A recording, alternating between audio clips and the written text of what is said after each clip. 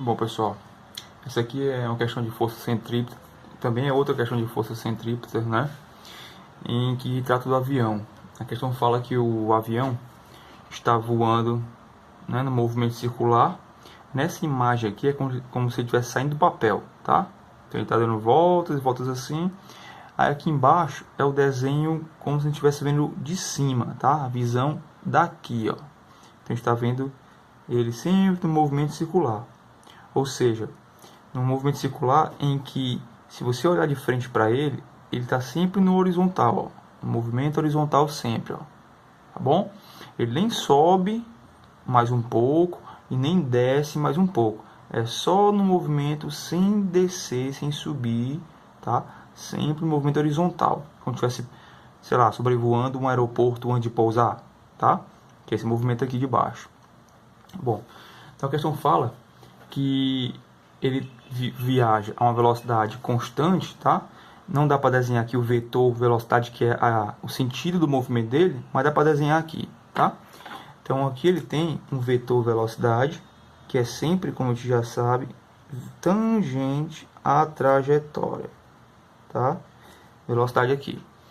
E a questão fala também que ele tem essa inclinação das asas com um ângulo θ, tá? Que vale 40 graus. A velocidade do avião é 480 km por hora, tá? Mas a gente já sabe que a gente não vai trabalhar com km por hora. O ideal é a gente sempre logo transformar para metro por segundo. Ou seja, a gente vai dividir isso aqui por 3,6 e a gente vai obter a velocidade em metros por segundo, que é aproximadamente 133 metros por segundo, tá? Então vamos logo trocar isso para não ter problema de errar no meio do caminho. Então pronto. Aí pergunta assim, bom, se as asas estão inclinadas a um ângulo θ, 40 graus, com a horizontal, qual é o raio da circunferência? Então ele quer saber que raio é esse aqui, ó. Essa distância, né, com relação ao centro desse movimento, tá? Então, a primeira coisa que a gente vai fazer, já que a questão deu esse dado para a gente, que é suponha que a força necessária para manter o avião nessa trajetória resulte inteiramente de uma sustentação aerodinâmica perpendicular à superfície das asas. Ou seja, o que segura esse avião aqui, tá? É uma força do ar, né? Uma força aerodinâmica que segura empurrando de uma forma perpendicular às asas, tá? Eu vou chamar de FSA, força de sustentação aerodinâmica, tá bom? Foi assim que a questão tratou. Bom, essa é a força que segura o avião. Então existe uma força que segura o avião para não cair e existe a força que quer fazer cair, né? Que a gente sabe muito bem que é a força que puxa para o centro da Terra, que é a força peso, tá? Pronto, tá aqui. Então você repara que eu tenho aqui duas forças que a gente não sabe muito bem qual o eixo que elas estão trabalhando. Sempre a gente tem que desenhar o plano cartesiano, tá? Ou seja, eixo X e eixo Y. Rodrigo, mas e aí? Eu já fiz muita questão de plano inclinado, onde, já que o avião está inclinado assim, então eu acho que eu vou fazer o eixo cartesiano também inclinado, né? Lembra que a regra dos eixos cartesianos é sempre deixar um dos eixos, ou eixo Y ou eixo X, alinhado com o movimento dele. Ou seja, se o movimento desse avião, a gente está vendo esse avião de frente, tá? Ele vai vir para nossa cara aqui, vai embora para a direita e volta, tá?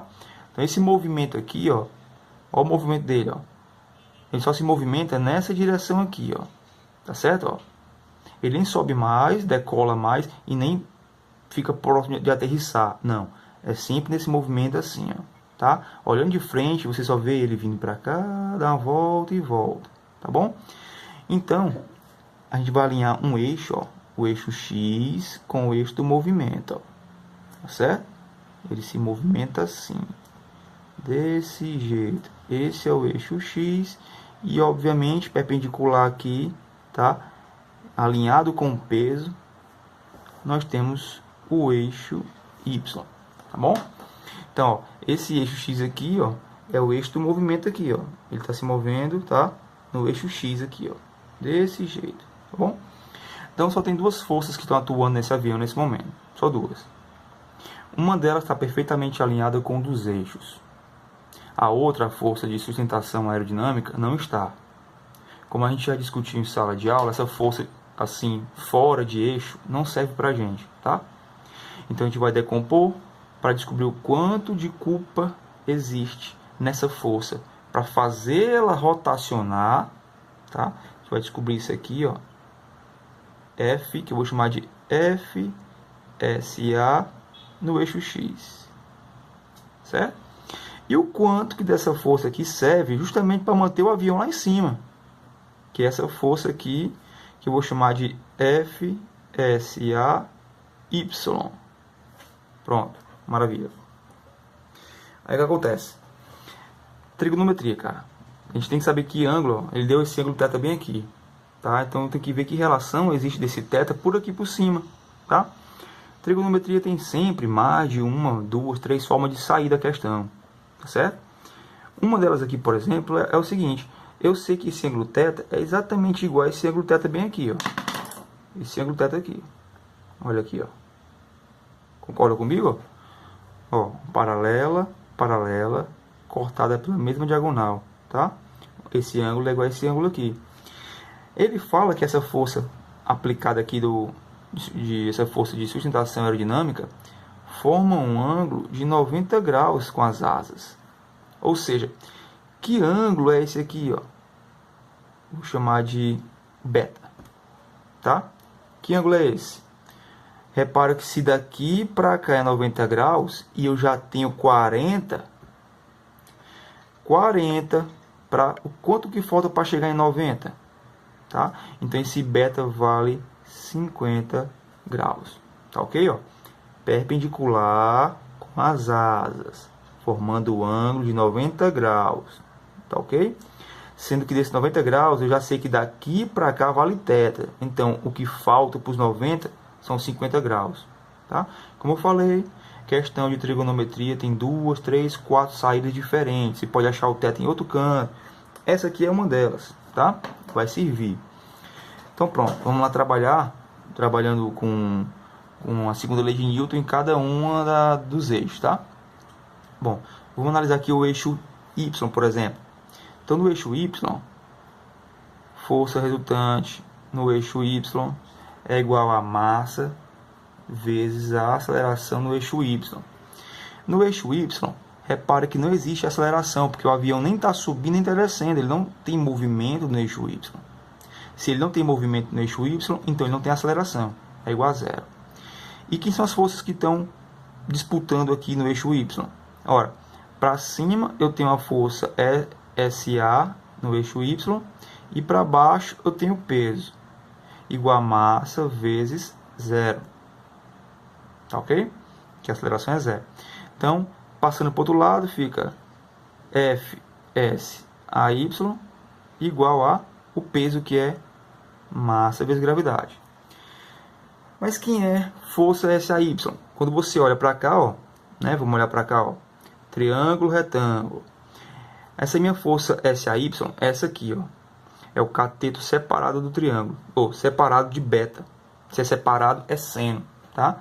Então, FSAY é a hipotenusa, FSA, essa hipotenusa, multiplicada pelo seno de beta, tá? Igual a massa vezes gravidade. Beleza. Só que tem um problema. Praticamente eu acabei de fazer o que tinha que fazer no eixo Y. Mas eu não sei que força é essa força de sustentação, não sei o valor dela. Seno de beta, beleza, posso tirar se eu quiser, que eu já sei que vale 50 graus. Mas eu não sei qual é a massa do avião e sei só a gravidade. Então, eu não sei o FSA nem sei a massa, tá? Duas variáveis que eu desconheço. Então, por exemplo, vamos agora trabalhar com o eixo X para ver se sai alguma coisa. Então, vamos lá. Força resultante no eixo X é igual a massa vezes a aceleração no eixo X. Beleza. Que força é essa que atua no eixo X? Só tem uma. E aponta para o lado positivo do eixo X. Beleza. Então é FSA no eixo X igual a massa vezes... Que aceleração é essa que existe nesse movimento aqui, ó, Lembrando que essa força aqui é a força que puxa para dentro da curva que ele está fazendo nesse sentido. Que baseado nesse desenho aqui, essa força é justamente essa força aqui, ó. É a que puxa ele para ficar nesse movimento, ó.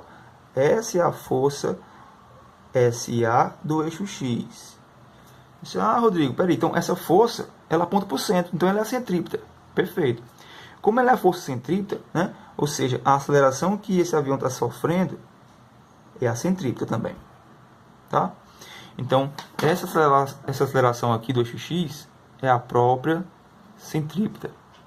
Beleza. Quem é FSAX? Baseado no triângulo, ele é o cateto, né, esse triângulo retângulo, ele é o cateto colado ao beta. Se é colado, então é cosseno.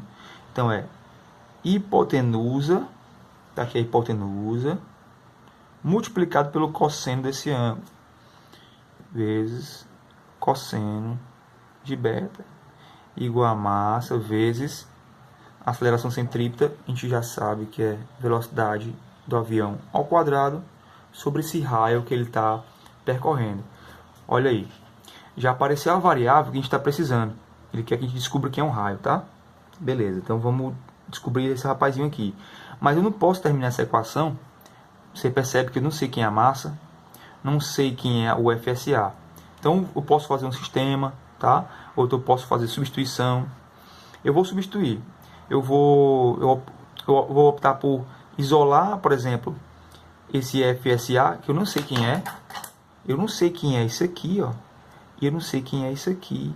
E não sei quem é isso aqui. São três variáveis que eu não conheço. Aqui eu não sei quem é a massa. Eu não sei quem é o FSA. Tá? Não sei quem são. Então, quando eu substituo uma dessas variáveis que eu não sei, na outra função, na outra equação, eu elimino uma delas, porque eu estou substituindo. Né? Ou seja, se eu substituir todo mundo aqui, ó, descobrir quem é FSA e jogar para o outro lado aqui, eu vou estar eliminando o FSA da minha conta. Vou descobrir só o resto que está faltando. Tá? Então vamos nessa. Eu vou substituir então, vou isolar aqui esse FSA, vou deixar ele assim, ó. FSA é igual, já tinha lá o pessoal, ó, massa, velocidade ao quadrado sobre o raio.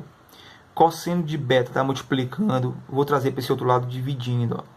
Cosseno de beta, tá vendo? Ele estava na parte de cima da equação, agora está na parte de baixo junto com o raio, tá?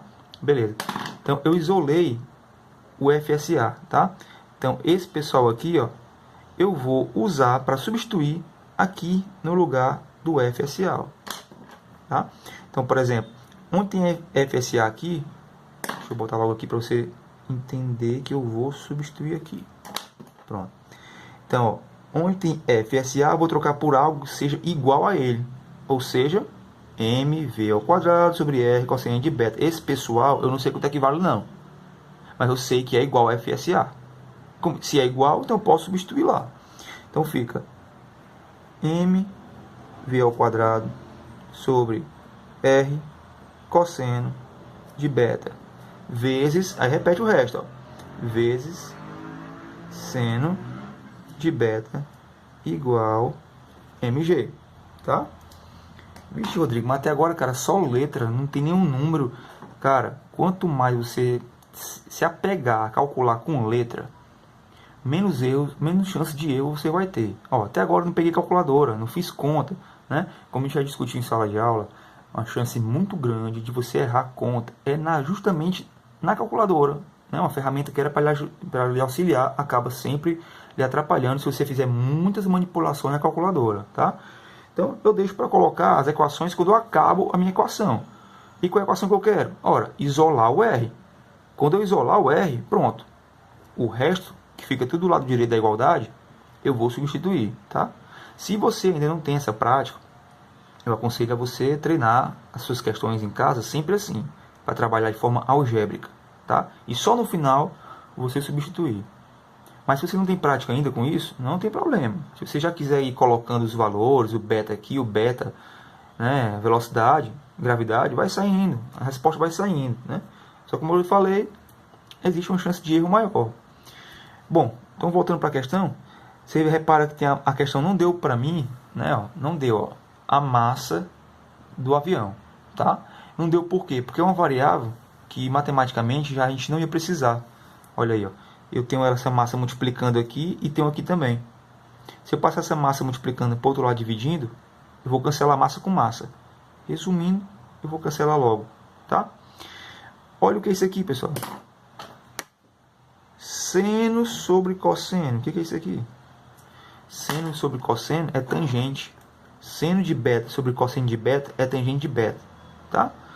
Então, ó, fica V ao quadrado sobre raio vezes isso aqui que é tangente de beta igual a gravidade, tá? Olha aí, tá chegando no que eu quero. A equação estava enorme, tá diminuindo. Eu quero descobrir que é um R. O R tá desse lado da igualdade dividido. Então eu jogo lá para o outro lado multiplicando, ó, tá? Então vai ficar V ao quadrado tangente de beta igual a G vezes R. O G está aqui multiplicando, vem para cá dividindo.